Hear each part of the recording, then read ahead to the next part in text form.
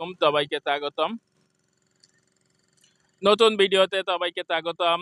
আজকে আমরা কথা বলবো বাংলাদেশের বাঙালি জাতি একটি সংকর জাতি।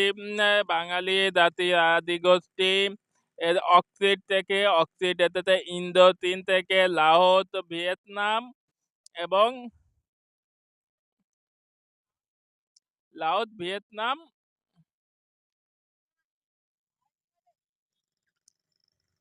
কে একত্রে বলা হয় ইন্দো চীন। এই ইন্দো চীন থেকে হইতে বাঙালি জাতি আদি অক্সিড জাতি। এর আগে এখানে বসবাস করত নেগ্রিটোরা। নেগ্রিটোরা কোথা থেকে এসেছে বা কিভাবে এসেছে এ বিষয়ে প্রাচীন প্রত্নতত্ত্ব বিভাগ এখনো কোনো ধারণা দিতে পারেনি। তবে দানকায় নেগ্রিটো অক্সিড জাতির কাছ থেকে বিতাড়িত হয়ে স্থান ত্যাগ করে।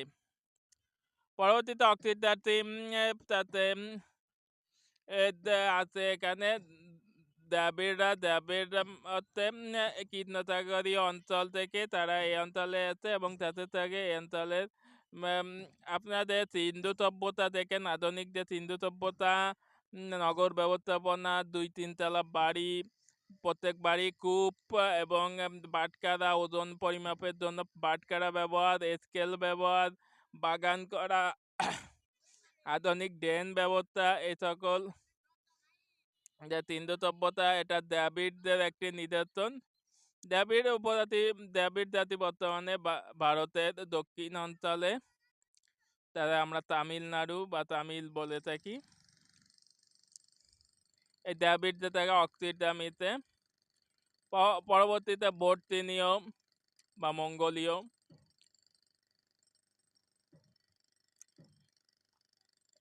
তারপরে সর্বশেষে আর্যরা আছে। আর্যদের সাথে অনার্যদের একটা যুদ্ধ হয়। পরবর্তীতে মিল সন্ধিক্ষণের মাধ্যমে দ্রাবিড় এবং আর্যদের যে সমন্বয়, আর্য এবং অনার্যের সমন্বয়ে গড়ে উঠেছে আজকের এই বাঙালি জাতি।